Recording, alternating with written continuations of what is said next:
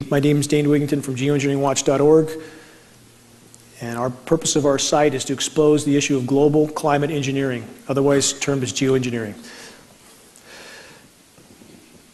We are virtually under assault right now. It's not alarmism, it's not exaggeration. This type of weather modification puts out chemicals and toxins, some known, some not known. Many people who try to debate this issue, if they ask you why they should believe this is going on, we have film of it happening, end of the argument. That's it. There's no debate, no discussion, this is not speculation. When we have films that we can clearly see are spraying, there's no denying that jet is spraying, period. We have interior films, interior footage, which I'll show in a moment, but the bottom line is that's not a condensation trail. Any notion that it is simply denial or complete ignorance. So this is, you can even see on this jet that each side of the plane, the plumes are different lengths, which means the nozzles are not aligned perfectly. You see different composition in the trail, also indicative of different materials being expelled from different portions of the aircraft. So again, this amounts to weather warfare, period. The U.S. has historically engaged in weather warfare around the globe. This is historical fact. We have data going back to Vietnam, 1968, Project Popeye. 1976, UN passed resolutions forbidding weather modification in wartime. So again, this is not speculation. We live in a society that's been trained to shut down when they hear the word conspiracy theory. They've been conditioned pretty well. But the bottom line is this is the issue that can't be ignored any longer. People can ignore Kennedy, people can ignore false flag events like Vietnam and even whatever happened on 9/11, but this issue can't be ignored. When in the North State, for example, we turn on our water faucets and nothing comes out, that's the end of the road. This is very recent. This is from 2 days ago. Al Gore, use of geoengineering to head off climate change disaster is insane. So although we don't have an admission it's going on, it's getting closer by the day, and it looks like Al Gore is trying to now distance himself from these programs that he has not admitted to yet. This is important media. They'll be seeing more of this in the coming weeks. One interior shot there. Again, we can't know from the variants of different planes, the different configurations of spray apparatus. This is an ongoing experiment. There's likely many different configurations. We see aircraft trails that have different color composition. So this is an ongoing experiment of which we are all a part, like it or not.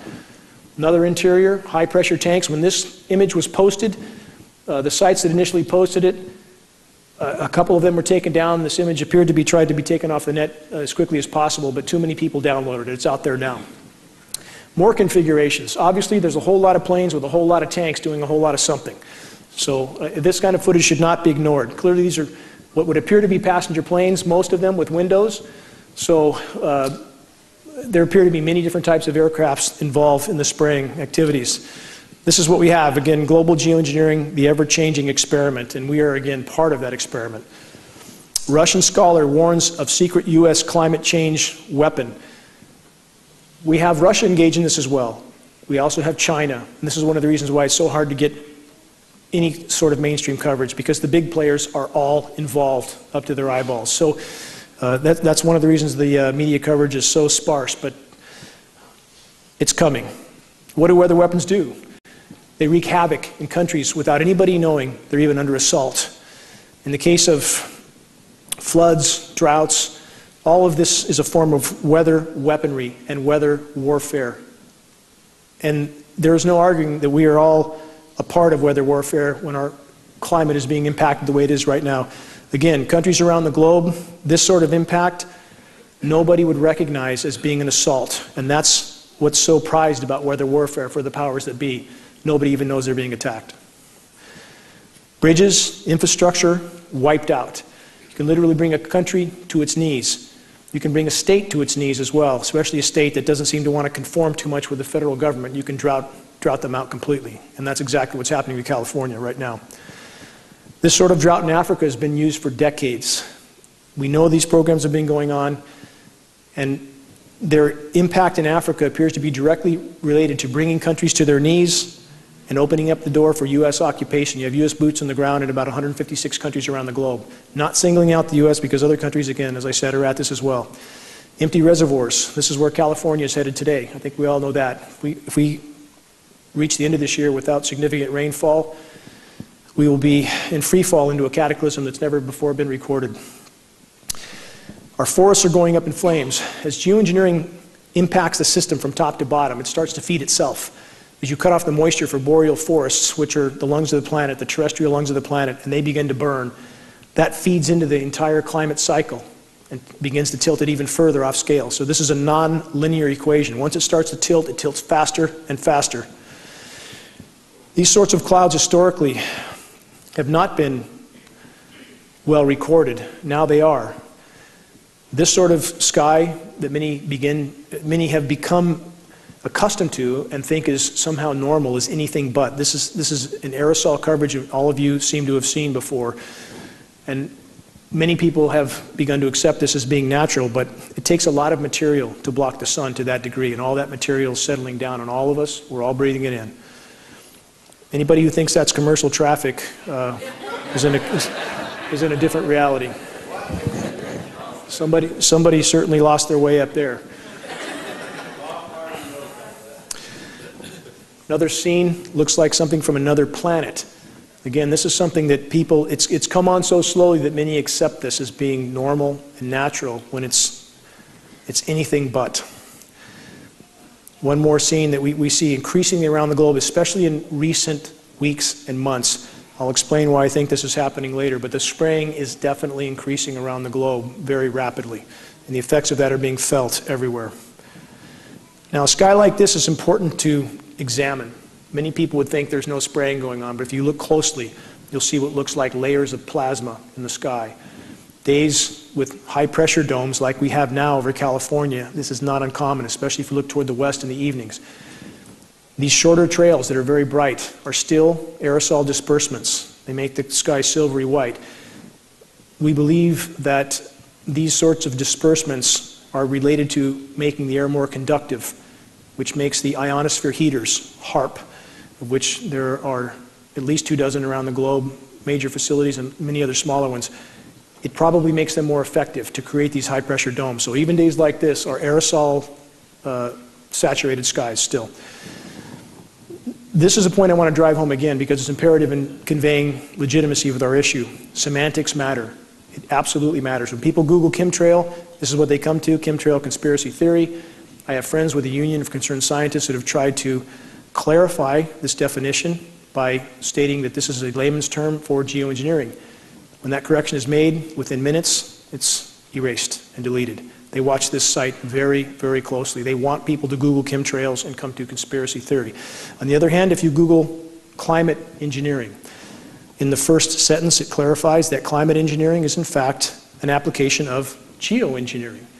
So we have science. And this is what media never uses. These terms they don't use. Our local media here has avoided these terms like the plague because they seem to feel their job is to distract people from the truth. We'll go into that deeper later, but again, semantics, extremely important. Climate engineering, geoengineering. Scientific terms leads people to science, leads to credibility. Who's running things? Psychopaths run the world. This is not an exaggeration. We have 4% of society is clinically psychopathic. That 4% ends up in positions of power, inevitably, because they'll do things that you or I won't do. So we have what appears to be a very small group of incredibly psychotic people that literally run the planet. And I would not have believed this 20 years ago, but after that many years of research, you simply can't come to another conclusion. This document's important. It's only the cover page. It's on the cover of this site can be found at geoengineeringwatch.org, this document from 1966. It's a presidential document by NASA outlining the U.S. weather modification programs as of 1966 with budgets in the hundreds of millions of dollars even then, listing the agencies involved, DOD, DOE, Department of Interior, about a dozen universities. This is the biggest elephant in the room. This document, again, can be found. I found it on the NASA archive, so it seems somebody put it there for me to find. So we have the proof. U.S. military wants to own the weather. Why wouldn't they? Many people ask, why would they want to control the weather? Why wouldn't they? It's what they do. They want to control everything. The weather is the most destructive weapon they could control. And they can conquer countries, again, without anyone knowing they were even at war. These little bright dots you see here are smaller radio frequency transmitters, of which there is an unknown number, that appear to be a part of these programs. It's not just the major facilities like HARP. You have a great deal of smaller facilities there too. Stealth terror, weather warfare, and the end of America. Again, weather modification is a very covert weapon that rulers can use against their own populations to keep them in conformity. We seem to be immersed in that right now in California. Weather warfare, beware the U.S. military's experiments with climatic warfare. Yet one more warning. There's ample documentation on the ongoing weather warfare, even from diplomats from other countries. Here you have Iran. Vice President claims country's drought is part of the weather war on the Islamic Republic. You've had also the president of Iran on the floor of the UN twice trying to raise the alarm that his country was a victim of weather warfare. Our media does not cover it. Global warming drought linked to weather warfare. This has been going on in Africa, as I stated, for a number of decades. The more they spray, the less it will rain overall. It's important to remember that. We're not talking about cloud seeding to create rain. The more aerosols there are in the atmosphere, the less it will rain overall. Yes, you'll have deluges from moisture that wads up in some place and comes down because of a lot of convection, but overall, it diminishes global precipitation. 15 military leaders who say climate change is a national security threat. Of course it's a national security threat, especially when you're engaged in covert warfare with countries around the globe, literally ripping the climate apart. It's bound to become a problem. Shouldn't take a rocket scientist to figure that one out. Russia urges UN climate report to include geoengineering, and they did. The IPCC last September included geoengineering in their report, finally. Not admitting it's going on, but now the lump is a little bit too big to fit under the rug, and it seems Russia, at least for reasons that we can speculate on, is trying to shine some light on this issue, perhaps because they're realizing that if these programs go on, the whole ship goes down. U.S. climate change procedure based on UN's geoengineering governance and technology policy. This is just one of many documents that outline the global governance of geoengineering. None admit these programs are going on, yet we see the full apparatus for their governance. There should be one more red flag that these programs exist. Public engagement on solar radiation management and why it needs to happen. You do have some now in academia who have shown enough spine to decide that the public should know. What a novel idea, that we should know we're being sprayed like lab rats. So at least we have a few starting to speak out. Global warming versus climate change. This is also important. The term climate change came into play in about 1998 when we had the warmest year on record. And because I believe at that time the global power structure decided it would unleash the full scope and scale of geoengineering, they needed a term that would condition people to accept massive temperature fluctuations like 50, 60, 70 degrees in a single day. Thus the term climate change came into play. And it is a term, again, to try to condition people to accepting massively geoengineered weather systems with massive temperature fluctuations that is more related to geoengineering than it is to global warming. So they changed the term. A brief history of false flag attacks. Why government loves state-sponsored terror. How many false flag events do we need to have before we wake up? Vietnam, the Gulf of Tonkin was a false flag event. We have a dozen other false flag events. This is business as usual. So it's about time that we wake up and realize that any premise necessary will be used by the power structure to start wars of aggression on other nations, or perhaps even to lock down their own populations. And that's what we see occurring now in the U.S. How do you pay for all this? A lot of people ask that question as if it's taxpayer money. Those with the printing press can pay for whatever they want until nobody accepts what they print. This is a recent release, $8.5 trillion unaccounted for by the Pentagon since 1996. That amount is almost equal to actually it exceeds their total budget amount that we know of for that time. And this is only perhaps part of what we don't know about either. This is not necessarily the whole thing. So the bottom line is they can pay for whatever they want so long as the dollar is the global reserve currency. And that's something that is coming to a rapid end, which makes the power structure more dangerous as the walls close in on them. Chronic obstructive pulmonary disease, a growing but neglected global epidemic. We're all frogs in boiling water right now, period. Whether we realize it or not, whether we feel healthy or not tonight, we're all breathing this stuff in. It's clogging us up slowly but surely. It's absolutely happening. We're not speculating. We have about 5 dozen lab tests from Shasta County alone. We know this material's in the air, and we know we're breathing it. There's no speculation on this. This is a bioaccumulative metal. It's just what we know about is lethally harmful. So this is a problem we all are experiencing to some degree. 1 in 3 older adults now dies with dementia and or Alzheimer's. Doesn't mean they die with it or from it, but they die with it. And all of us, again, are somewhere along that path. Cognitively, we all have this stuff in us. It's affecting us all to some degree. This is an older chart. I've used this chart before, but it's important because it shows the escalation for autism.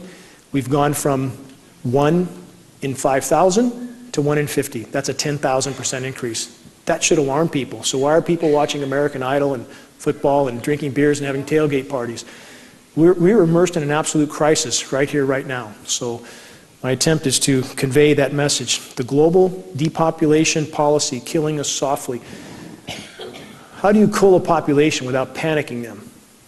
You know, I've stayed away from this subject in very much depth because I'd hoped people would come around and just to the simple notion they're being sprayed like rats day in and day out.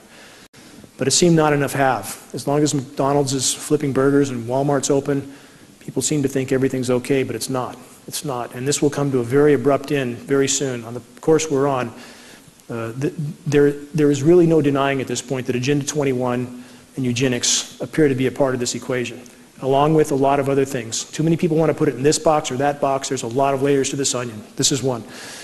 U.S. admits to bioweapons tests. There's a very long list of absolutely documented U.S. biological testing on innocent populations. Many nations have done it. And this is, again, this is a hard reality that the American population will face soon, one way or the other. Heavy metals acting as endocrine disruptors. This is extremely serious. This equates to our reproductive abilities, hormonal production. It affects life and our bodily systems to the core. And this should alarm everyone.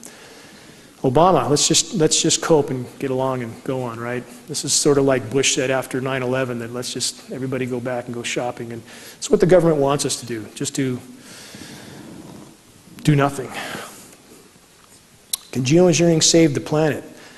We have a lot of dialogue right now with a lot of very, very frightened meteorologists, scientists, a lot of people from academia that are either mentally retarded, clinically blind, or paid liars. There's no chance that anybody with a high double-digit IQ doesn't know what's going on up there. And I've talked to a lot of people from academia. I know a lot of them. A lot of them know, and they're scared. They're very scared. I had NOAA scientists a year and a half ago tell me off the record they're, quote, alarmed as hell. They don't know what to do about it because they have no First Amendment protection.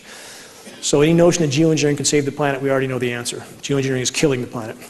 The population bomb threatens the peace of the world, so what are we doing about it? This is something you'd expect the global elite to say. And I say if we're going to cut population, we should start with them. So,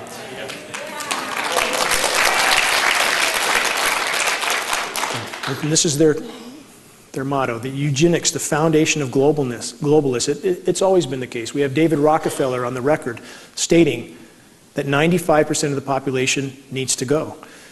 And a lot of people have never seen these quotes, but they exist. So it should not be hard to connect the dots here. And at this point, we are all not only expendable to them, but we are a liability to them. It's something we need to remember. Plankton, the base of ocean food web, in big decline. There's a lot of ways to cool populations. When populations don't have anything to eat, they tend to die off. And right now, plankton stocks globally are about 50% declined. This is of immense importance. Plankton produces 50 to 60% of Earth's oxygen supply. Media's not reporting on this. What do they report on? On CNN, they'll grab some drama out of a hat, of which they probably have 1,000 more just like it. And we'll hear about 1 or 2 dramas for the course of weeks on end, while we have the house literally burning down. No plankton, no fish. We had the anchovy fleet return to the Pacific Northwest with no fish, 0, this last fall. So the food chain is breaking down right now. We're seeing marine life wash up on the shores of western North America, now in Texas. Some of this may be related to Fukushima radiation, but I think at this point still the majority related to a food chain that's collapsing. The bees, what about the bees? Is it farm chemicals? If it's farm chemicals, why are the bees just as dead 1,000 miles into the wilderness? Try to tell people this that are in the bee community. I've tried. Most won't listen. I've talked to some of the head people in the country. They want to stay in their cocoons. They've been taught and trained that unless it says in their peer-reviewed, establishment-approved manual that there's something going on in our skies, then it literally doesn't exist in their reality. The bee collapse disorder appears to be most directly related to geoengineering and the radio frequency signals. One more article, A World Without Bees. Einstein said, 4 years after the bees disappear, so will humans. We're on that track now. There are so many directions that the walls are closing in factors that lead back to geoengineering. So many roads lead back to geoengineering. Statewide king salmon decline points to outside forces, yet again, that I've just named. When you have no basis to the food supply, when you have an ozone layer that has been torn apart by these programs, excessive UV killing the plankton, food chain collapses. Right now, global pelagic fish populations are down 95%. It's not going to be long before there's nothing caught out of the sea. That's hard fact. Species extinction rate. If you can see the graph there, it goes almost straight up. I've been over this figure before, but it's important to repeat. We're losing about 200 species a day. 200 a day going extinct. You hear a lot of people say that, well, that's normal. Species go extinct. That's 10,000 times normal. It's 10,000 times the background rate. Nothing normal about that. This is something that most of you probably haven't seen. Looks like a golf course. It's actually algae. This is the ocean. And you see people up on the beach behaving as if nothing's wrong. This is in China. Massive algae blooms are literally matting the ocean several feet thick. Those oceans are dead. They're dead in those regions. You don't get this sort of growth otherwise. Our media doesn't cover these sorts of things. It is literally ecosystem collapse. These dots are all dead zones. There's over 400 dead zones around the planet right now, some as big as 10,000 square miles. These are anoxic zones where there's no oxygen in the water. Everything dies. These zones are expanding. Again, media is not covering this. Massive fish die-off around the globe. This is just one scene of too many to even begin to show. And this is the sort of thing that all of us should be focused on. We will focus on it when there's nothing left to eat, but if we can be ahead of that before we reach the point that there's nothing left, maybe we'll have something to salvage. Acid test, rising CO2 levels kills ocean life. We have the oceans absorbing CO2. There's no question about this. They're acidifying rapidly. Crustaceans can't form shells as well. And you have an acidification that could kill all ocean life. Again, no life in the ocean, no terrestrial life. This is a very important graph. Change in Earth's total heat content. I want to stress, none of this is about Al Gore or carbon credits. I say that every time. I have great disdain for Mr. Gore. He's part of the problem. But that being said, make no mistake about it, the planet is warming. And any of these geoengineered events that we see that convince people otherwise are simply spun, horribly spun events. And this is what it's important to remember about that. The blue graph you see is ocean heat content compared to atmospheric heat. A cubic meter of seawater holds 4,000 times the thermal energy of a cubic meter of air. So it doesn't matter what they do geoengineering-wise. They can cool off temperatures at the surface. It means nothing compared to what's happening in the oceans. The oceans are warming extremely rapidly. Can't hide that for very long. And geoengineering appears to have played a big part in that warming, but not the only part. I want to stress this as well. Human activity is a form of geoengineering. When you put 4 billion gallons of hydrocarbon in the atmosphere a day, that's a form of geoengineering. People need to consider that. We would be exponentially better off without these climate engineering programs. The planet would have been able to respond. But bottom line is ocean heat building up extremely rapidly. This is ocean heat content as well. You see the graph go straight up. This is trends in global average absolute sea level rise. Are sea levels rising? Yes, they are absolutely rising. Anybody who says otherwise, tell them to prove it to you. If anybody says that the ice caps are gaining and sea levels dropping, tell them to prove it, because they can't. Sea level rise unstoppable, say scientists. This is what the hard frontline data says without any question at all. In fact, how much can sea levels rise? We have about 21 to 24 feet of sea level rise built into Greenland. We have about 197 feet built into Antarctica, about another 15 feet built into the rest of the world's glaciers. Right now, even conservatively from some of the frontline scientists, we're guaranteed 100 feet of sea level rise in the coming decades. Now, you'll find plenty of data to dispute that, but it's the same people that dispute how much oil was leaking from the Gulf, how much radiation we're being exposed to here. You must discern through this data because there is so much false data out there, people don't know what to think. Annual minimum Arctic sea ice.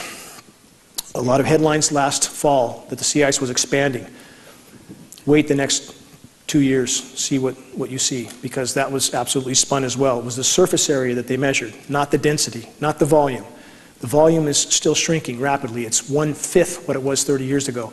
Geoengineering is keeping a thin layer with artificial ice nucleation and blocking of the sun 24/7. They're trying to keep that ice cap there to keep the methane in the sea floor. It's not working. It's making everything worse. That's what we're trying to expose. Geoengineering is destroying the ozone layer. This is part of, again, geoengineering being the pharmaceutical cure for planet Earth. They try to address one thing and cause 100 more, but are exponentially worse. So now, if you drive around Reading and look at the trees in Walmart, Costco, take a good look, because the bark is gone off the south-southwest side. It takes a lot of radiation to burn the bark right off the tree. We're being exposed to massive amounts of UVB and even UVC radiation now. UVC is the last stage before X-ray. We know this. We're metering it on the ground in California, Maine, Florida, and New Mexico. This is a penetration of UVB into the ocean. I talked about plankton dying, correct? Geoengineering, on the shredding of the ozone layer, we've been told it was hairspray cans. Now, I ask you, what's more logical? Is it hairspray cans or military tankers dumping 100 tons at a shot up there, flying 24/7? They've been at this since at least the late 40s. We've been given a lot of red herrings as reasons for things that are happening. CFCs are bad for the atmosphere, but the geoengineering appears to be the largest causal factor, so the UV penetrates deeper into the ocean, kills the plankton, plankton stocks die, oxygen content goes down, fish stocks die. You can see how everything is connected. Everything's linked together. This is deviation from normal temperature map. This is over 30, or this is between 2008 and 2012, and the orange-red colors show increases from the 30-year average over that time. You see a couple of blue spots in Antarctica, but that's about it. So this is the true overall global picture. You see some blues off the coast of North America. If you look at that, that's where they blanket spray 24/7, shuts off our moisture. This isn't the first-year drought. We're in our 6-year drought. So from 2008 to 2012, they blanket sprayed the Pacific, we think in an effort to stop El Nino, to stop the El Nino event from happening, because that would have made global warming even worse. But what does that do to the rest of the planet when you shut off one of its natural mechanisms? So that blanket spraying all over the Pacific, it cooled the surface temperatures off there. But at what cost? At what cost? If it's killing everything inland, was that really a gainer? I don't think so. Now this is a current map right now. This is through, excuse me. No, I'm sorry. This is an older map, but it shows a sequence. I'll show a newer one here. When you see a map that's that imbalanced, it should be a red flag. That can't be created naturally, where you have half the country frying and another half below normal temperatures. So the darker colors are various stages above normal, the middle being maybe 20 degrees above normal. You throw a rock and you're in below normal temperatures. This is a recent GIS map. Now, this is important to look at this map. As you see the blue colors over Canada and the eastern US, that's where heavy, heavy geoengineering is occurring. Geoengineering can and does cool massive regions temporarily at the cost of making the overall warming worse. So you have jet stream manipulation that pushes Arctic air down. You see even the Arctic is much warmer than Canada and the eastern US. So they can cool regions, make a lot of headlines. What's the real picture? That's the real picture. Global temperature records. Again, no downward trend there. Another GIS map, ocean temperatures, everything far above normal overall. If you look through the headlines and you start looking at global news, you'll find out it's a very different picture than our media is painting. And this is important to remember. Did the media originally paint the picture of global warming? Yes.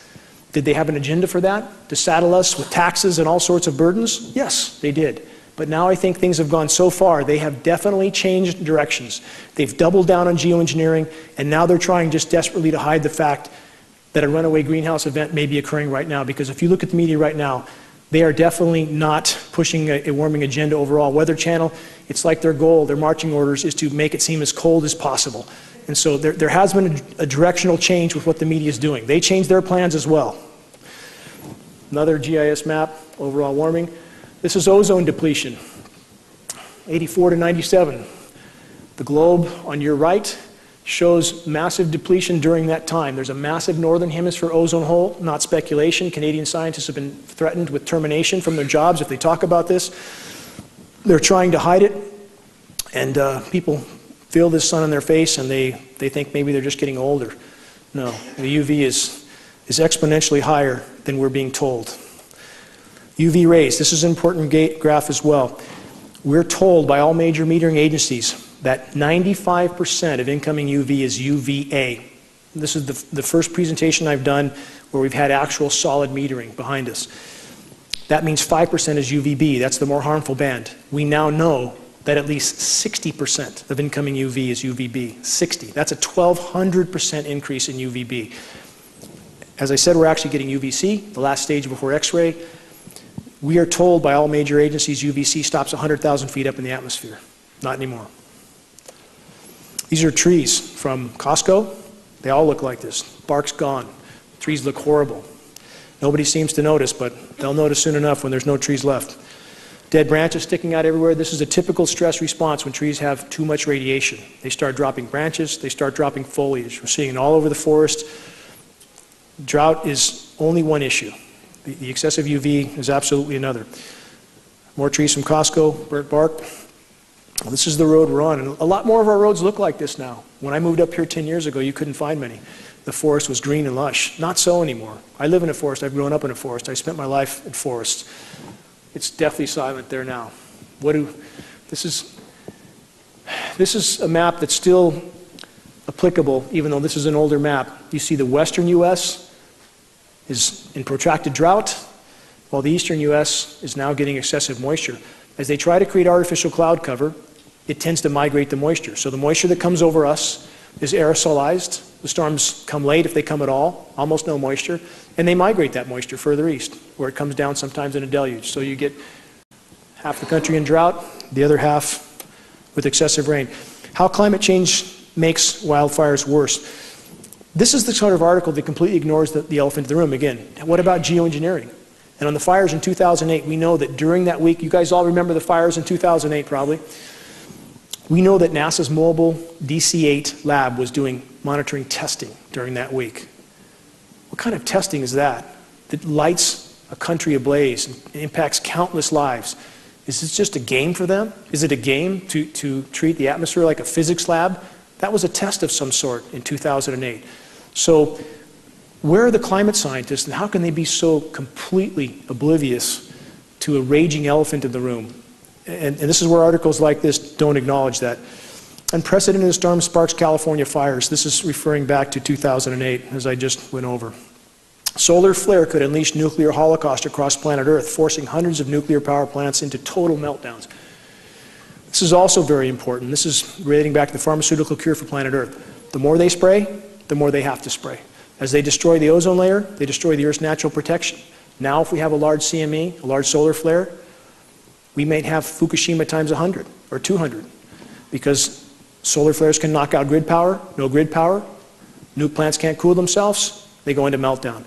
So the more they spray, the more they, I think, feel they have to spray to provide protection. Where we once had natural protection, now we have to have toxic metal artificial protection. So this is one more way that geoengineering could end life on Earth, by causing more meltdowns.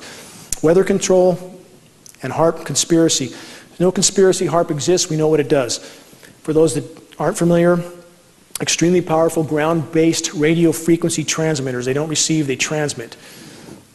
You have a huge facility in Alaska. You have about 24 big facilities ground-based around the globe. These facilities can and do routinely manipulate the jet stream. And the jet stream configurations we see of late to create these artificial storms appear to be direct results. We have HAARP monitoring stations that show where those frequencies occur. It's the 2 + 2 = 4 equation, period. I don't know how many have seen this. This is called SBX radar. This amounts to a sea-based X-band radar, which is a sea-based HAARP facility. It doesn't even look real. It looks like something out of a science fiction movie. And this is what happens when you have unlimited funds and nothing else to do but to experiment on planet Earth. So now you have these facilities around the globe as well. This is how HAARP is affecting the global meltdown, HAARP and geoengineering. These are ocean currents. We now have warm Atlantic water being pumped into the Arctic. That's thawing methane on the sea floor. Methane's releasing. Methane goes into the atmosphere, covers the planet like a layer of glass, begins to heat things up fast. Methane, over a 10-year time horizon, is 100 times more powerful than CO2 as a greenhouse gas. Again, all roads, so many roads leading back to geoengineering. Not to say that we don't have a problem otherwise. Not to say that human activity isn't a form of geoengineering, as I said. But geoengineering is like trying to put a fire out with a bucket of gas. It simply can't work. Jet stream configurations, this is important to look at. You see these radical swings, these radical dips. It appears to be what they're doing to cool the East Coast. They create high pressure zones like the one that's over us now, pumps the storms far north. They can cool that air as it goes through Alaska and Canada, pump it down to the eastern U.S. and cool off half the country while the other half literally fries and dries. It's exactly the configuration we're going through right now. Methane leaking from the seafloor. This is an illustration that shows how it covers the planet. You have hydrates that leak through the seafloor up to the surface. They acidify the ocean on their way up, and then they go into the atmosphere where they start to cover the planet. This is methane release from, this is what the scientists on the front line that are willing to speak honestly. Biggest story of 2013, methane release. To give you an idea why methane is so important, there's enough methane in the reservoir that you see here in the Arctic, the Laptev Sea. There's enough methane there to extinguish life on Earth many times over, many.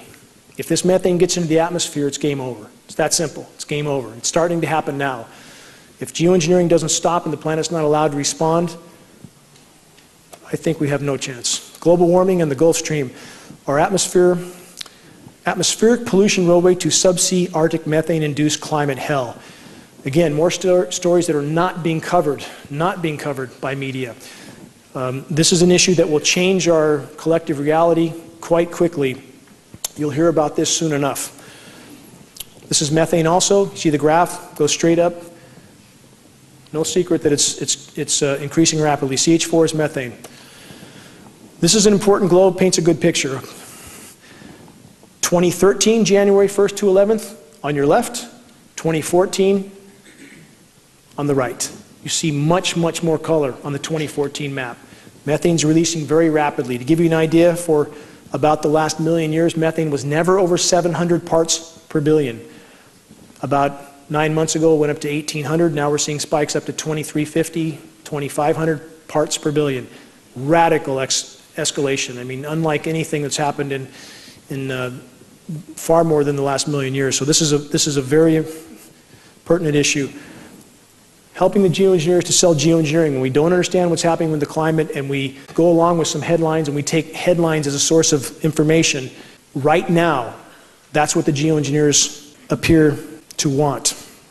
Why is the U.S. government trying to control the contents of scientific journals? They want to control scientific journals because that's how they control the scientific community. That's how they create the illusion of agencies like the EPA and other such agencies that we're led to believe are there for our own protection, that we're led to believe would tell us if something's wrong. Couldn't be further from the truth. Absolutely couldn't be further. So as they control universities, which they do now quite well, they control the major peer-reviewed manuals. So you can have things like this happening in our skies, completely obvious in-your-face things that the scientific community will not acknowledge. And when you try to corner them and acknowledge this, I was on a radio show with Simon Donner, one of the world's most recognized climate scientists, and when cornered and asked about these programs, he tried to make the case that no matter how much it looks like they're spraying, he said, I know they're not. And when I asked him how as a scientist, he could possibly say that he knows there's no spraying going on, click, I'm off the air, that fast. So this is what you have. You have a completely controlled system, and that's why we can have things like this happening without any media acknowledgement, any academia acknowledgement. HAARP again. Now, HAARP, I want to go into what HAARP does in a few other scenarios. So that's another picture of HAARP. It's a very ominous and very, very dangerous installation. It's literally ripping holes in the atmosphere. Here you have a HARP signal. That's why I showed that image again. Now, that big, bright area over the eastern U.S., guess what that is? Arctic vortex. The big headlines that we're all forced to believe that if you walked out the door, you would immediately turn into a popsicle. So, yes, there was cold temperatures, very cold. But for how long? And how historically unusual was this, and was it natural? And when you see the jet stream configuration, and you see these HARP signals that manipulate that jet stream, there's nothing natural about it, nothing. It was designed to create some headlines. They made the most of it. Anybody here who watches Weather Channel, it's absolutely astounding. It's like watching a cast of clowns who clearly have marching orders to paint the most frigid picture on planet Earth they can possibly paint. They don't talk about the fact that days earlier, for this big cool down in the Arctic, New York shattered its all-time record high by 10 degrees, 73 degrees in New York in January. Then it plunges down to the single digits, and then a few days later it's back up to 60 degrees in rain. So these fluctuations, again, back to the term climate change that I went over before, that's why they coined that term, so people would not question these massive changes as being unnatural. Why are thousands of dead birds suddenly falling from the sky? Well, when you blast the sky with massive radio frequency signals, it tends to cause some problems. And what people don't realize, I'm sure many of you have heard the birds falling out of the sky several years ago, happened again this January. What you don't know about several years ago, it happened in 34 places around the globe. Former Bush aide John Wheeler was seen outside the Pentagon threatening to, according to witnesses, blow the whistle on these programs. He was found in a landfill 2 days later. So this is certainly the big league, and if these programs were really brought to light, it would change the complexion of what we face. Geoengineered snowstorms wreaking havoc around the globe. This is very important to remember. There is no natural weather at this point. Even small-scale geoengineering programs would have the potential to disrupt the entire system. But in fact, we're seeing global programs. So the whole system has been rendered completely unnatural. If you look closely here, you see the massive spraying trails off the coast of California, this sort of aerosolization, which can start to set up for some of these engineered events. Mount Shasta snow holds 1,200 times normal levels of aluminum due to chemtrails, geoengineering. Many of you here that are local know that. We had lab tests off the side of Mount Shasta that measured 61,000 parts per billion. Now, you'll have a lot of people from the disinformation sites say it's normal. Aluminum's in the soil, it's 8% of the Earth's crust, third most abundant element. It's normal for it to be blowing around and everything. That's absolutely false. Aluminum does not exist in the environment in free form. It is always bonded to other elements. It doesn't blow around in the snow and the rain unless it's been mined and refined and sprayed. So it should not be in our snow, and it absolutely should not be in our rain, but it is. It's also the primary ingredients in geoengineering patents, aluminum oxide. So this should be no surprise. Ice storm, unprecedented interior Alaska meteorologists say, this is only one example, but if any of you watch weather very closely, you'll see ice storms are now normal. Now this parade of winter storms that we have, almost on a conveyor, there's almost always a boundary of ice storm between the rain and the snow. And now the Weather Channel meteorologists are trying to tell us that it's normal to have a warm side and a cold side to a winter storm. Since when? One side is tornadoes and thunderstorms. You throw a rock, you're in snow. There's nothing natural about this, absolutely nothing. So the ice storms now are the boundaries between where they're trying to nucleate, and we can see the aerosol programs going on radar, where they have not cooled the air down enough for this to crystallize while it's falling. It hits the ground before it sets up. So now you have ice forming on everything, and you have ice storms now as the boundary layer between rain and snow as they're trying to nucleate these artificially engineered storms. Very theatrical names. Weather Channel now, this is part of the theater. This is part of, they've changed direction. Now they want to convince us of this horrible cold when it's anything but overall. Yes, they focus on a few areas. They hammer those areas again and again. They'll create a few snowstorms in the same place over and over while the rest of the world is going to meltdown. So this is their theatrical storm names here. Very unprecedented jet stream movements. You see configurations like that historically, completely unnatural. It's how they push and pull air masses around. Now, this is typical of what we see in this parade of winter snowstorms in the east. Very high pressure in the west pushes the jet stream up and over us. We bake and dry out.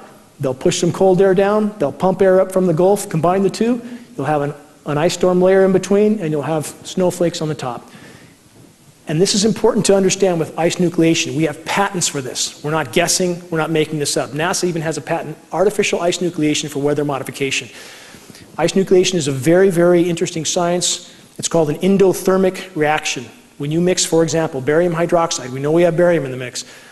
Barium hydroxide and ammonium can drop temperatures horrendously, up to 100 degrees in a lab beaker. What they can do with chemical nucleation is absolutely astounding, and we know these materials are in the frozen precipitation that comes down. Another unnatural jet stream, again, this is how they create these artificial snowstorms. These are unnatural configurations, but part of the way they do this, again, if they allowed the moisture to flow across us, across the Pacific, that's warmer moisture. It inhibits them from doing what they're apparently trying to do back east. I'm not saying this is the only goal for these programs, but it appears to be one. This is a great example of a nucleated snowstorm. I don't know how many of you heard of this. 100,000 cattle feared dead after early South Dakota snowstorm. October 4th, last year, up to 100,000 cattle died. How did that happen? When we had temperatures that were in the 40s. How do cattle from South Dakota die with temperatures in the 40s? When you have an endothermic reaction like I just described, how do you have snow at 56 degrees? This is right off the AccuWeather site. Did the laws of physics change? No, they haven't. It's just geoengineering and weather modification. So if you have 4 feet of snow in early October at 45 degrees, that's not going to kill cattle. But if those cattle are encased in this snow and there's an endothermic reaction and the temperature on their hide might be 20 below, that'll sure as hell kill them. So we have an event that the media almost tried to sweep under the rug. There wasn't much coverage about this. What about the weird ice boulders that wash up in Lake Michigan? This just happened for the 3rd time in as many years. This is historically unprecedented. 75-pound ice boulders floating all over the lake. How does that happen? It happens from artificial ice nucleation again. As that chemical reaction forms a nucleus, it tends to keep freezing all the way around it. So you end up with this, and the Weather Channel will explain this away. They come up with terms that try to make the unnatural seem natural. So this is a phenomenon that we've just seen again a few days ago. This is an important map because this is the map for the snowstorm I just described in South Dakota that killed 100,000 cattle. Take a good look at that map. You can't find a map like this now because I think things like this were so glaring that they try to keep this from happening. Weather Channel's changed all their graphics so they don't have maps like this. How can 100,000 cattle die in South Dakota when you have temperatures of Chicago, 85 degrees? You had, this is from the same time, you had 89 in Kansas City. How can you possibly have an event like that? How is that possible? And it shows snow right there at 44 degrees, snow at 36 degrees. They don't put these maps out now because it's pretty damn obvious and they know people are looking. Again, this is back to California, back to you and I and our families. This is about as unnatural a map as you could have. California looks like a target because it appears that it may in fact be. 3 possible scenarios here. California's a climate sacrifice zone, which means for whatever they're trying to do back east, we simply are thrown under the bus. That's one scenario. 2, California's a target, perhaps bringing the agriculture to its knees, taking water rights. There's a lot of possible angles there, right? There certainly is. They're pretty obvious. 3, and probably the most likely scenario, is both of those scenarios. So we see something that's completely unnatural, frying in the west from a high-pressure dome, while the rest of the country is cooler. Same thing. Now this is the map for our period right now. This map covers till the 23rd. I've never seen a map like this. 30 years of looking at meteorology, I've never seen anything like this. How can you have half the country virtually frying and the other half below? How is that possible? It's not possible based on historical natural weather patterns. This should alarm people. That's 6 tiers above normal. That indicates temperatures over half the country that are 15, 20 degrees above normal. You don't hear the media talking about this much. That's a NOAA map. Now, back to the rainfall. How does that happen? Most of the country you see with above normal rainfall, another big bullseye right on California of no rain. The colors over California, that shading means increasing degrees of no rain. So here we have again, California looks like a target. Well, even Alaska has excessive rain. The rest of the country has rain. Nothing for us. Aerosolization off the coast of California. Anybody who thinks that's natural, again, needs to get therapy. I mean, that's about as unnatural as it could be, and we see this, I mean, almost constantly. Aerosolization off the coast. And this disrupts the hydrological cycle. It disrupts the rain cycle, period. This illustrates again what I'm talking about. Massive high pressure, they pump the moisture completely up into the Arctic Circle where they cool it down and push it back down and cool parts of the country while other parts fry.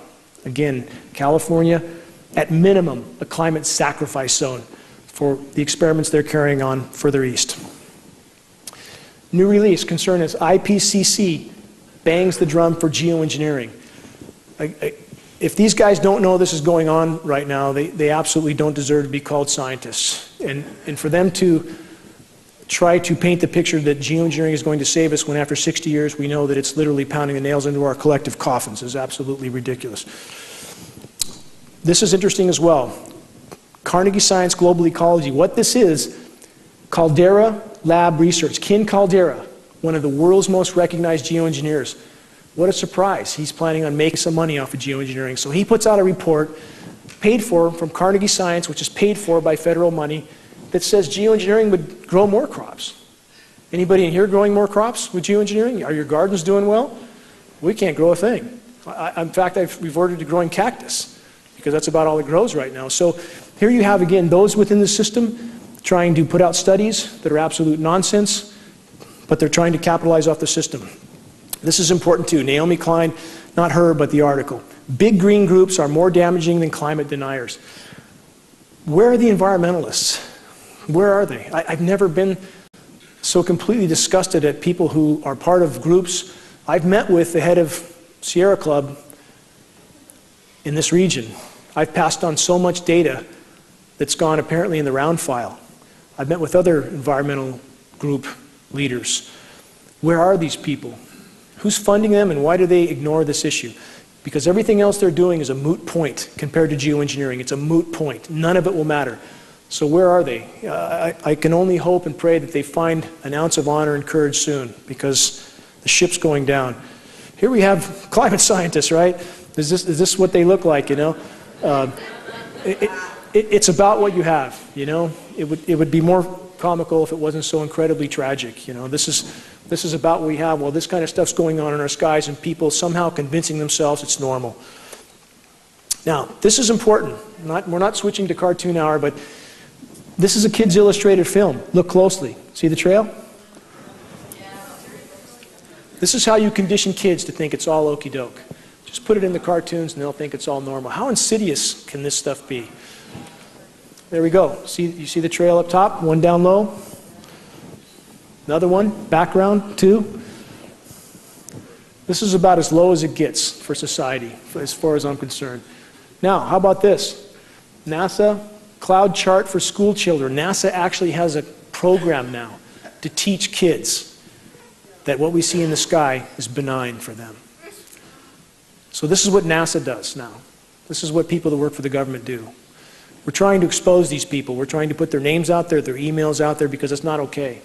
It's not okay because it's your job to engage in something that hideous. Should we teach them it's okay to chew glass or something else? I mean, what do we teach our kids, you know? And how can people engage in programs like this as if it's okay? It's certainly not. And this is what we face. I mean, it breaks my heart to think about the amount of kids now that are on inhalers. They can't breathe, they can't play, they can't do sports. And what about the buildup?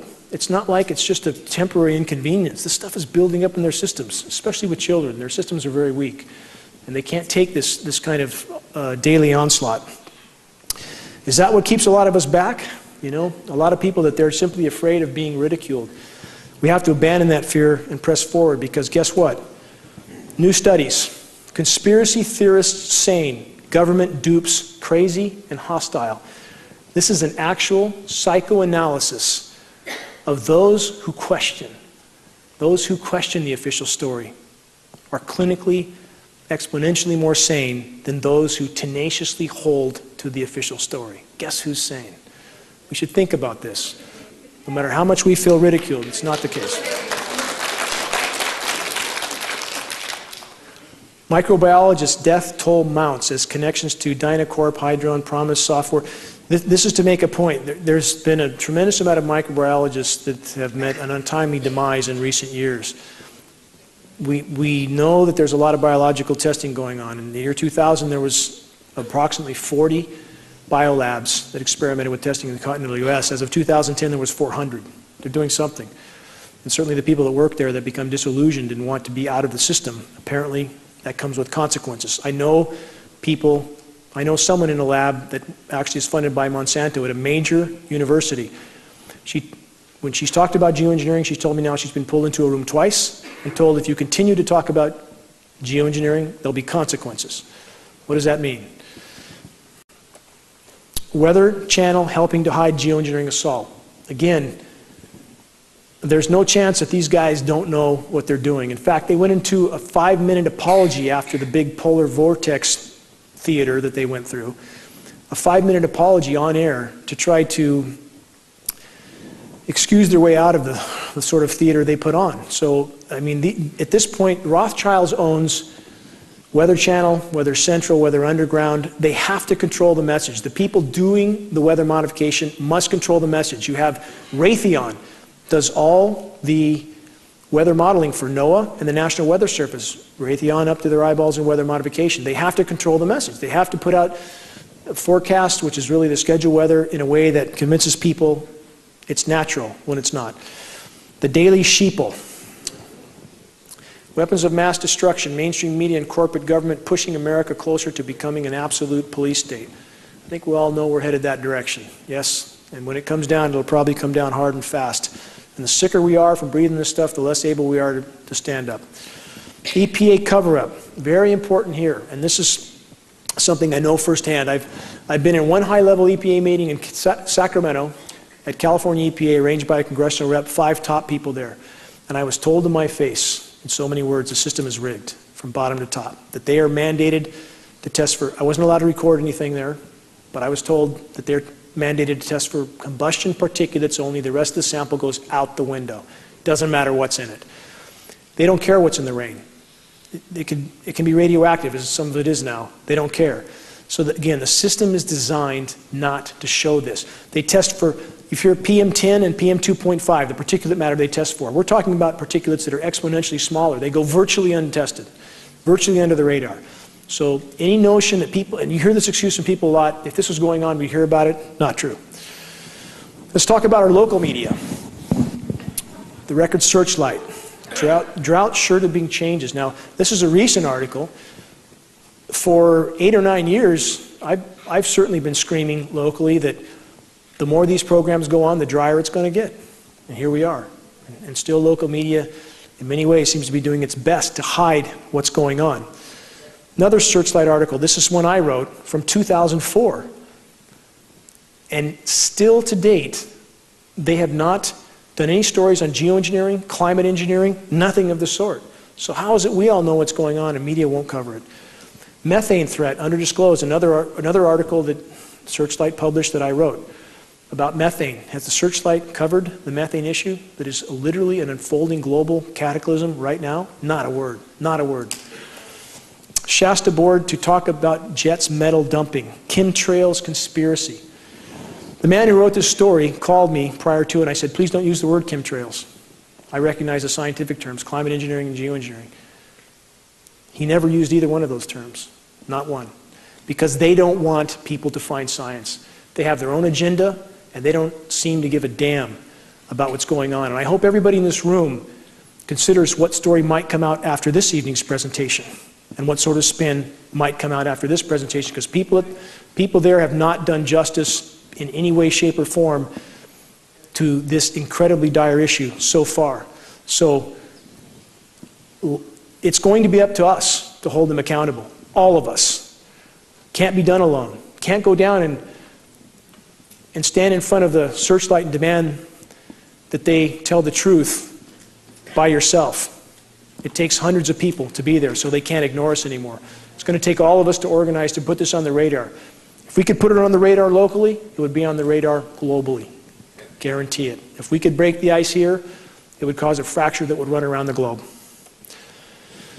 Also from the Searchlight, what's behind the dry weather? The ridiculously resilient ridge. Again, the elephant in the room, completely ignored. Completely ignored. In spite of the fact that we have metering for these facilities that put these frequencies out, that cause these phenomenon like HARP, still goes completely ignored. Species loss, again, I want to drive this point home. We are in the 6th great mass extinction now, today.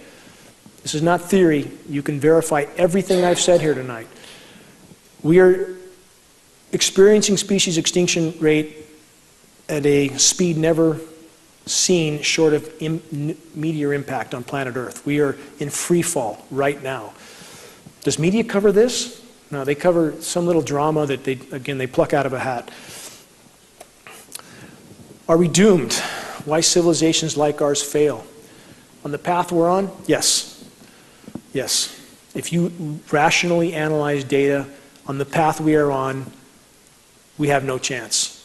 And there are scientists now speaking out about this. Guy McPherson from the University of Arizona is a professor emeritus there. I have high regard for Guy. He's a friend.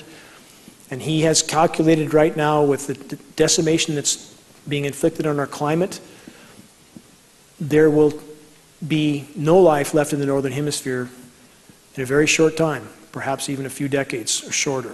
And that doesn't mean that everything goes along fine until then. So we're talking about a very different planet. And you can find mainstream scientists that will argue this completely, but the same scientists who have lied to us again and again and again and again. Where would we start? So the bottom line is, on our current trajectory, we are headed down a dead end with no return. We need to change course. This is important to remember as well. For people who, again, this is a teaching tool that we will put out for others so they understand that there are a lot of sources of, quote, human engineering of the planet.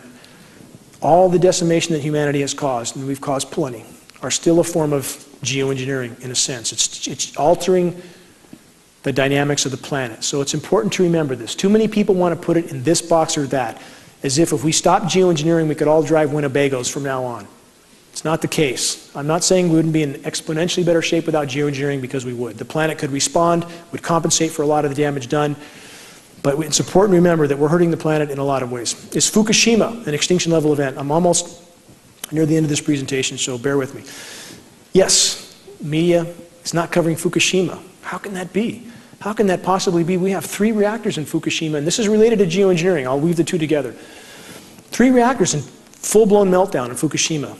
Burnt through the containment vessel. They're burning into the planet right now. There's no end in sight. There's no technology to deal with this. None. This radiation is coming our way. We've gotten, on the east side of Lake Shasta, 300 counts per minute of radiation about a week ago. It's about 5 times background. It's showing up all over the West Coast. We have 15 tuna that were tested off the West Coast a year and a half ago, all of them radioactive. Why is the media not reporting on this? This should be a glaring red flag, just like the geoengineering. Anything that could make the population a little bit uncomfortable, media does their best to spin it or hide it. And this, as far as human insanity, and people say, well, this is another excuse you hear from people. Why would they do this to themselves? This can't be happening. They wouldn't do that to themselves. Well, why would they do this 2,000 times over? 2,000 nuclear bombs have been detonated on this planet, and everyone alive is contaminated from that. We all have strontium-90 in our bones from these nuclear detonations. Did these guys care when they went into the South Seas and virtually took whatever island they wanted, kicked the populations off, and set up big demonstrations of their power, like kids in a sandbox, like crazy kids in a sandbox? Did that stop them? They do whatever they want. They do whatever they want until someone says no. No. We've had enough. This should be a shining example. The nuclear detonations around the globe, and the fact that they've done it wherever they wanted, almost whenever they wanted. It's no different than geoengineering. And now, with Fukushima, because they're spraying the Eastern Pacific, and that aerosolizes the moisture, it migrates much more effectively on us. They can literally migrate that radiation anywhere they want and drop it anywhere they want. There's particles like fluoride, and we're getting fluoride in tests now. We have fluoride from tests in Norway, 60 tests with fluoride. So fluoride particulates, if those are used to migrate rain, and other particulates we feel have similar properties, if they're hit with a certain frequency, those particulates combine and coagulate, which would then cause that moisture to fall. So they can, in theory, migrate that moisture wherever they want, hit it with the right frequency, and it will fall. So in the case of the radiation, instead of raining out over the Pacific, as it would, not that that's good, but it's better than it raining on us, now it can be migrated much more effectively over us. Fukushima, climate change, near-term extinction, resignation versus surrender. Does the horizon look bleak? Yeah, it looks very bleak. Does that mean we give up? No. Does that mean we don't have any chance? No. We absolutely have a chance to radically change our direction. But a person has to resign themselves to the fact that we're not guaranteed a happy ending. None of us are. Never have been. Not at any point in time, ever. But does that mean we sit down and do nothing? For every time that people look at an issue like this and go home and go golfing the next day and watch football and ignore this until the next time they spray, and I get a lot of people that call me like that. They'll call about once a month when there's a very bad spray day, let off a little steam, that's the last I hear for maybe another month. And I've gotten to the point where I said, don't call me anymore. I don't want to hear it. What have you done in the last month to help? It's going to take all of us. This is not an issue that's going to go away. It's not going to go away. In fact, they literally have their hands on our throat right now. They can shut off that moisture as long as they want. And I'm not speculating. We have study after study after study from places like MIT, Scientific American. I'm not making this stuff up. I challenge anybody to investigate it. When they aerosolize the atmosphere, it causes drought, period. We have the satellite photos. We know they're spraying upstream from us. It can't not be drought here, especially with the jet stream manipulations. This is a 2 + 2 = 4 equation. It's that simple. So when you have that kind of control over a population, you have them by the throat. They indeed have us by the throat. Something we all need to remember. Resource wars, geopolitics in a world of dwindling energy supplies. Resource wars are happening around the globe right now. This is what you have happening in the Middle East. It's not about democracy. It's not about freedom. It's not about civil rights. It's about resources, period. Destabilize a country, it's a lot easier to go in and take the resources, and that's what it's about, plain and simple. Right now, it takes about 1 barrel of energy, 1 barrel of hydrocarbon to get 7 out of the ground. In 1900, 1 barrel could get 100 out of the ground. So not only is there a lot less hydrocarbon, it's a lot harder to get out of the ground. It's a lot harder to process. And now there's a race for these resources at the same time the planet is melting down. So we are entering into uncharted territory from many directions. Population, I know this is a sensitive issue with many, but it needs to be considered that the planet can't support what's here right now. And those in power know this. And I would make the same argument that if anybody's going to go, that they should be first. And all this time that they have, instead of putting the truth out, instead of making people understand the true mathematical equation we face, we've been bombarded with media distraction, weapons of mass distraction, the media, WMD. People need to consider our entire figure here. And what do we face when we look at lack of resources? We look at decimation of our natural systems from geoengineering. I can't grow a garden anymore, so how am I going to feed myself? How's my family going to feed itself? Our garden doesn't grow anymore. We used to grow a 100-foot bed with no problem at all. We couldn't grow 10 foot last year. How do we feed ourselves? For those that aren't familiar with Easter Island in the Pacific that was a paradise, 16 million unique palm trees on that island, a very unique species, a food source for the islanders. They cut these palm trees down to roll their statues around. And one has to wonder, they literally cut every single palm tree down on the whole island. The island collapsed, their civilization collapsed, they turned to cannibalism. That's the tale of Easter Island. What were they thinking when they were down to maybe 1 million palm trees, and then maybe 100,000, and then maybe the last one? Didn't it dawn on anybody that we're going to have a problem? And we seem to be in the same boat. And so right now, again, why I focused on geoengineering exclusively for 10 years, because quite simply, if we don't stop this and we render the planet unable to support us and support our lives, we'll have nothing left to save, and we will end up like the Easter Islanders. Arctic Doomsday Vault grows a few seeds. For those that haven't heard of the Arctic Doomsday Vault, Bill Gates is involved with this one. And they have put several 100,000 seed varieties in the Arctic to save them because they know what's coming. They absolutely know it. This is science fact. This vault exists. Anybody who doesn't know about it should look it up. They don't do this for nothing. The power structure knows what's coming. It's a lot closer than people understand. Why is the Department of Homeland Security buying so many bullets? 2.2 billion rounds, I think is the last I heard, 2.2 billion rounds of 40 caliber hollow point. How can people go on about their lives knowing what sort of preparations are being made? They're digging holes, they're making preparations. This is science fact. I mean, there's no denying that purchase. Nobody denied it. It happened. So again, we all need to pay attention to this.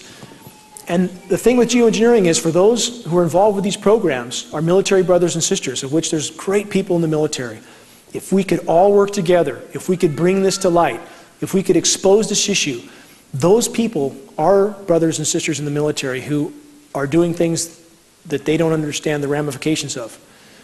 If we could reach them, I believe they would refuse to participate.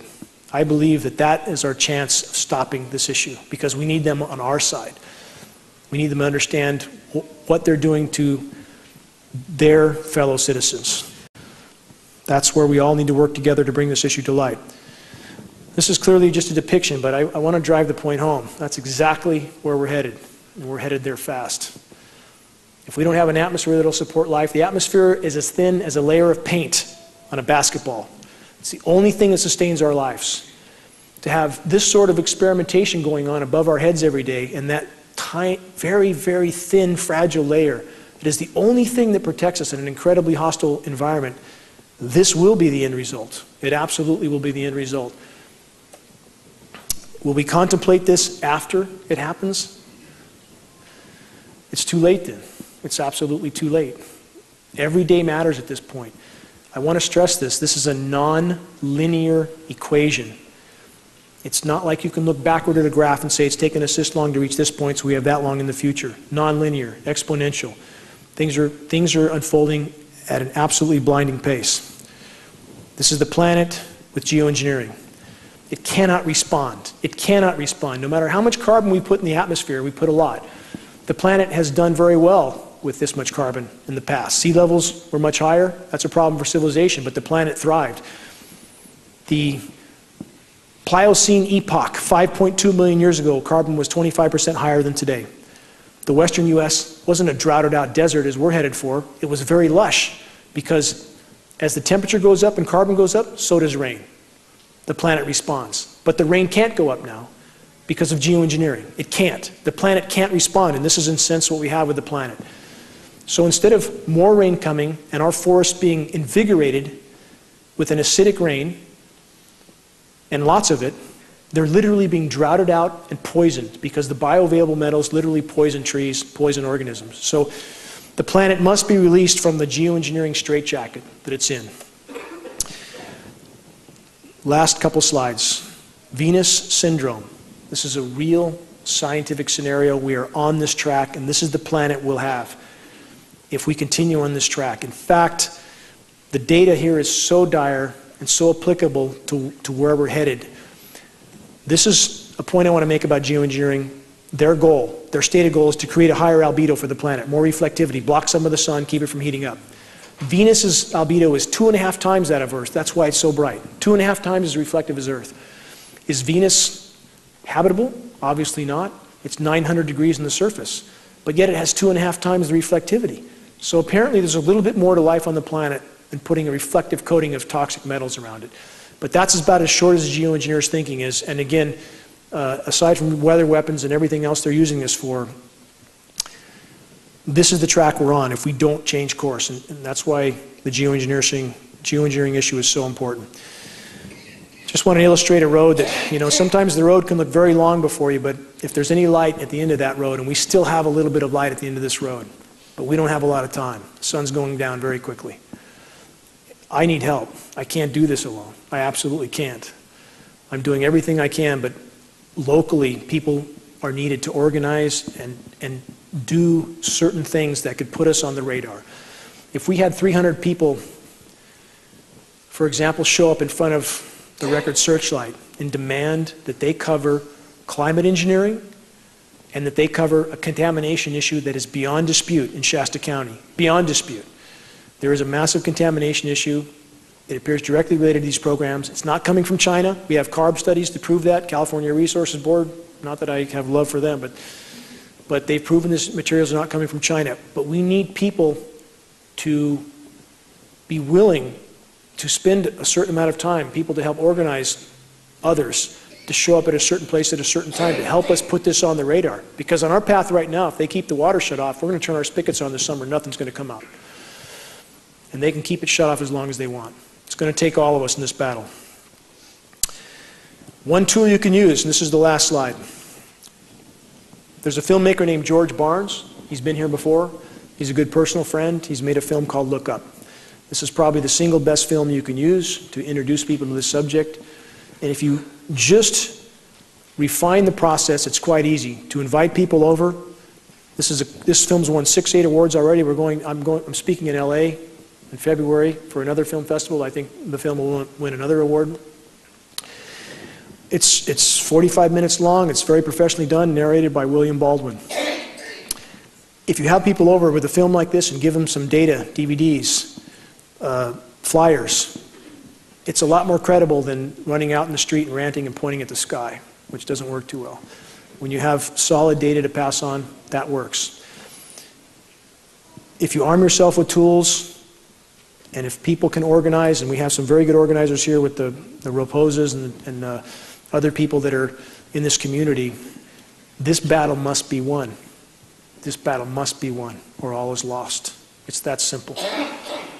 And if we all pull together, especially in this community where a lot of groundwork's been done, a lot of groundwork, and the local officials don't want to face this, and they've done their best to shrug this issue off, and I think there should be responsibility for that. But if we all link hands and hold them accountable, and we get this on the radar in this county, it would make a difference around the globe. I'm asking for help from everybody as far as raising awareness. And if we could just bring this to the light of day. Everybody asks, what do we do? How do we stop it? Legislation, petitions. If we organized and brought this to the light of day so that those participating know what they're participating in, and everybody from every political stripe knows that they've been a lab rat and a test without their knowledge or consent, if we just got it to the light of day, you would see a shockwave around the globe from these programs. There is no greater crime in human history. I appreciate everyone coming tonight. I hope we'll all organize after this meeting. Instead of going home and writing this issue off as something we've covered, I hope people pull together and that we address this issue. Because if we don't have tomorrow. We literally won't. Our time horizon is short if we don't deal with this soon. Thank you very much.